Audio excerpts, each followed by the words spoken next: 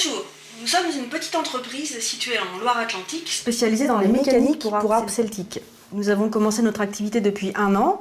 Nous avons des clients, un marché, mais nous voulons nous développer.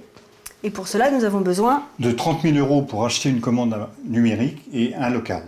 Face à leur webcam, Muriel et André passent une annonce sur un site de rencontre très original. Objectif, trouver de l'argent pour développer leur activité. Artisans harpistes, ils fabriquent ces mécaniques qui modifient la tonalité de l'instrument. Et pour trouver des fonds, ils ont donc décidé de tenter leur chance sur Internet. On est tombé par hasard sur Internet, sur un site qui paraissait vraiment bien, qui met en relation des gens dont le business est le métier, puis des gens comme nous, petits artisans qui connaissons pas grand-chose au business. Aujourd'hui, Muriel et André travaillent dans ce minuscule garage de 9 mètres carrés transformé en atelier. Ça paraît incroyable, mais leur mécanique pour harpe se vend tellement bien que nos deux artisans exportent leurs produits dans le monde entier. On a du succès dans des endroits vraiment éloignés, au Canada, en Allemagne, en Suisse. Il y a une demande de plus en plus pressante et nous on se retrouve un petit peu coincés parce qu'on a un volume en termes de stock qui est limité. Muriel et André ont investi toutes leurs économies pour se lancer. Ils ont même emprunté 25 000 € à la banque.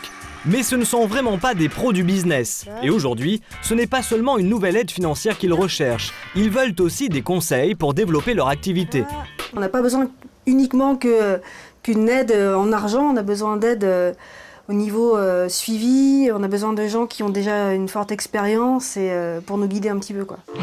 Et celui qui va leur permettre de rencontrer de nouveaux investisseurs, c'est lui, Franck David. À 29 ans, il vient de créer le site internet sur lequel Muriel et André ont diffusé leur annonce. Et s'il a eu cette idée, c'est parce qu'il a lui-même eu beaucoup de difficultés à trouver des investisseurs. J'ai énormément galéré pour rencontrer des investisseurs. Sans carnet d'adresse, c'est quasiment mission impossible.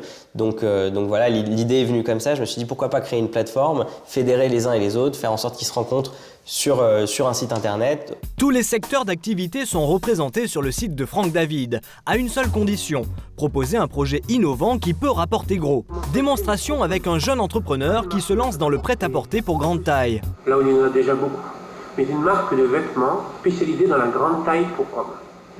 Ou encore, cet architecte qui veut commercialiser un concept de maison écologique. Par ses performances naturelles, la maison à ossature bois est un moyen efficace pour protéger l'environnement et réduire les consommations d'énergie. Malgré la crise, 50 projets sont déjà visibles à tout moment par 250 investisseurs potentiels.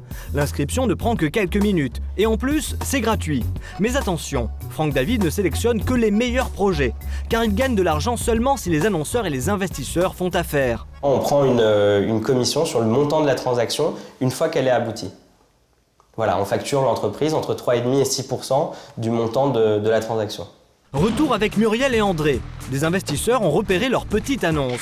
Et aujourd'hui, ils vont tenter de les convaincre d'investir dans leur artisanat. La pression monte.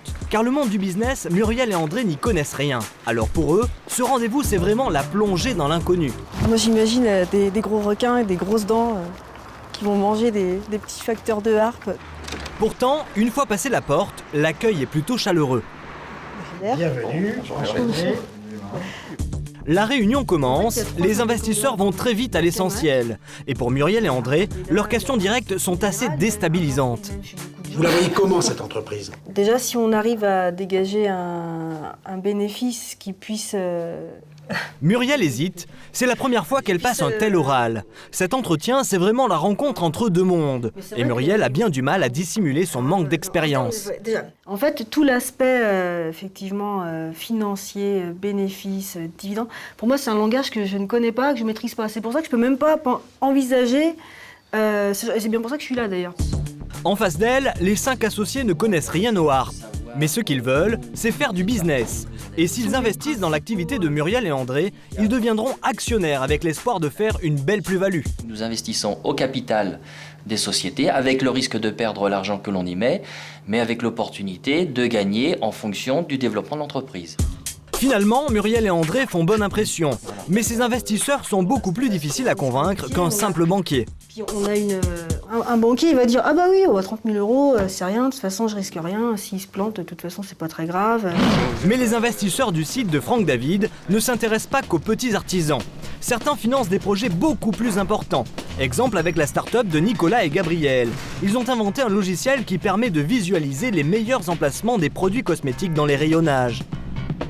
C'est un logiciel qui permet aux marques de communiquer les plans d'implantation dans les linéaires. Ça veut dire le positionnement des produits sur les étagères.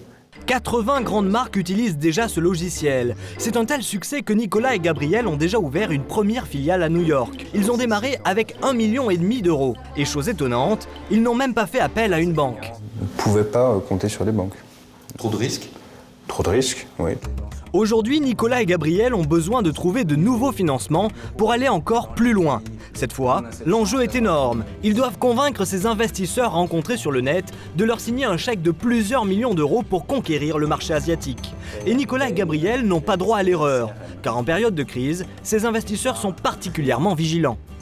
Est-ce que vous ressentez l'impact de la crise depuis quelques mois chez certains de ces clients? On a en effet des clients qui nous disent que les budgets sont serrés, qu'ils doivent faire attention. Même en pleine crise, les investisseurs continuent de placer leur argent. Mais évidemment, aujourd'hui, certains secteurs d'activité font peur, tandis que d'autres s'en sortent mieux. Tout le secteur du voyage, de l'hôtellerie, des vols aériens, etc. est quand même assez directement impacté par le fait que les gens voyagent moins et restent chez eux. Par contre, les gens en période de crise ont tendance à rester plutôt chez eux, à s'occuper de leur jardin, à s'occuper de leur environnement, à consommer plus de télévision, donc tout ce qui est ou de jeux vidéo. Au bout d'une heure d'entretien, Nicolas et Gabriel ont franchi la première étape avec succès. De leur côté, Muriel et André attendent toujours leur réponse. Si elle est positive, ils rejoindront les centaines d'entrepreneurs qui ont boosté leur activité grâce aux investisseurs du web.